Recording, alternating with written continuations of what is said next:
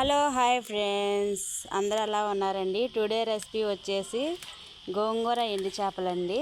గోంగూర చక్కగా ఇంటి దగ్గర గోంగూరేనండి. ఈ గోంగూరని ముందుగా కోసుకుంటున్నాను చూడండి ఫ్రెండ్స్.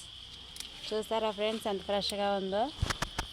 ఓకే ఫ్రెండ్స్, గోంగూర ఎండు చేపలకి కావాల్సిన పదార్థాలు అయితే చూసేద్దామండి. గోంగూరను చూపించాను కదా ఫ్రెండ్స్, దాన్ని ఇలా అయితే నేను ముక్కలు కట్ చేసి తీసుకున్నానండి.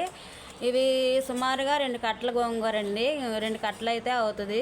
అలాగే ఫ్రెండ్స్, దానిలోకి ఎండు చేపలు ఎంతమందికి తెలుసు ఫ్రెండ్స్? ఈ ఎండు చేపలని పొడవుగా ఉంటాయండి, ఇలా చిన్న ముక్కలుగా కట్ చేసి తీసుకోవాలి ఫ్రెండ్స్. దీన్ని ఫస్ట్ ఆఫ్ ఆల్గా ఇలా కట్ చేసుకొని ఒక వేడి వాటర్లో వేసుకోవాలి ఫ్రెండ్స్. వేడి వాటర్లో వేసుకుంటే దీనిపైన ఉన్న పట్టు అనేది ఊడిపోతుందండి. ఇలా కట్ చేసుకొని ఇంకా వేడి వాటర్లో వేసుకుంటున్నాను చూడండి ఫ్రెండ్స్. అదేవిధంగా 2 మీడియం సైజు ఆనియన్స్ అయితే తీసుకుంటున్నానండి. ముందుగా అయితే ఆనియన్ కట్ చేసి బాగా పొయ్యి మీద పెట్టుకొని ఉల్లిపాయలు అయితే వేయించేసుకుందాం చూడండి ఫ్రెండ్స్. ఓకే ఫ్రెండ్స్, నేనైతే కళాయి పొయ్యి మీద పెట్టేసుకొని దానిలో ఆయిల్ వేసుకొని ఆనియన్ అయితే వేసేసుకున్నానండి. ఇవైతే వేగేంతవరకు ఉంచుకోవాలి ఫ్రెండ్స్. ఇప్పుడు దీనిపైన అయితే నేను మూత పెట్టేస్తున్నాను చూడండి. ఓకే ఫ్రెండ్స్, ఆనియన్ అయితే వేగుతున్నాయండి. దీనిలో మనం ఆనియన్స్ వేగడానికి కొంచెం సాల్ట్ అయితే యాడ్ చేద్దాం చూడండి. సాల్ట్ అయితే వేస్తున్నాం చూడండి ఫ్రెండ్స్.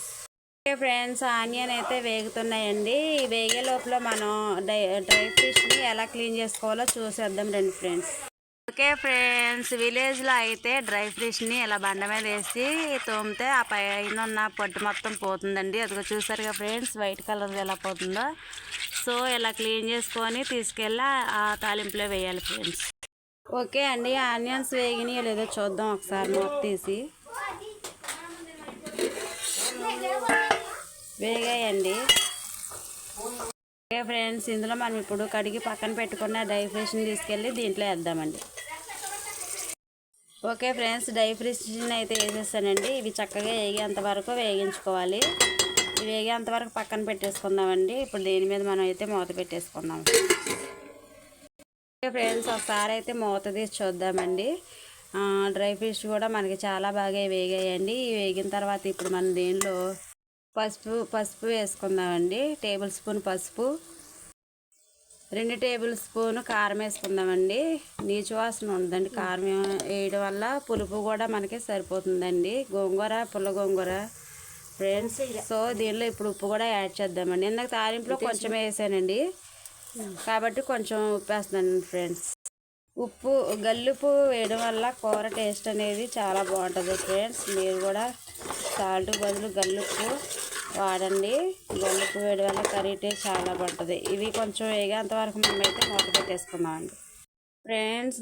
ఒకసారి అయితే మూత తీసి చూద్దామండి. చూడండి ఫ్రెండ్స్, ఇవి కూడా వేగిపోయావు. ఈ వేగిపోయిన తర్వాత దీనిలో మనం ఇప్పుడు దీనికి సరిపడా వాటర్ని అయితే యాడ్ చేద్దామండి. సో కర్రీ సరిపడా వాటర్ని అయితే పోయాలండి. పోసి దీన్ని అయితే మనం ఒకసారి తిప్పుకుందాం ఫ్రెండ్స్.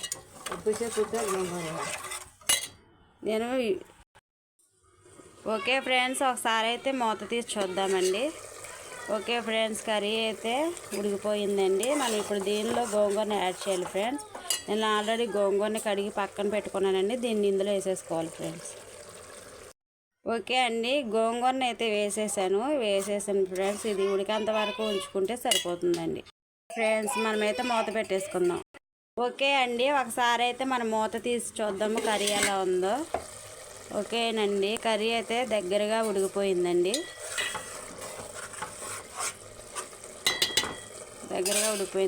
ఒకసారి మూత పెట్టుకొని 1 నిమిషం ఉంచుకుందామండి ఫ్రెండ్స్. ఒకసారి అయితే నేను మూత తీసి చూసేస్తున్నానండి. కూర అయితే రెడీ అయిపోయింది ఫ్రెండ్స్. చూసారు కదా, చాలా అంటే చాలా టేస్టీగా ఉంటుందండి. మీరైతే ఒకసారి ట్రై చేసి నాకు కామెంట్స్లో తెలియచేయండి ఫ్రెండ్స్. గోంగూర ఎండు చేపలు. ఓకే ఫ్రెండ్స్, ఈ వీడియో కానీ మీకు నచ్చినట్లయితే ప్లీజ్ సబ్స్క్రైబ్ చేయండి, లైక్ చేయండి. చూసారు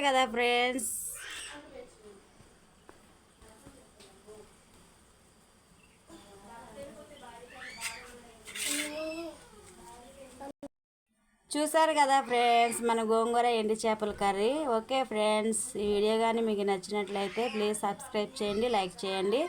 ఓకే ఫ్రెండ్స్, తప్పకుండా అయితే మీరైతే ట్రై చేయండి ఫ్రెండ్స్. చూసారు కదా కర్రీ అయితే స్మెల్ కూడా సూపర్గా వస్తుందండి. ఒకసారి ట్రై చేసి కామెంట్స్లో నాకు తెలియజేయండి ఫ్రెండ్స్. Bye friends.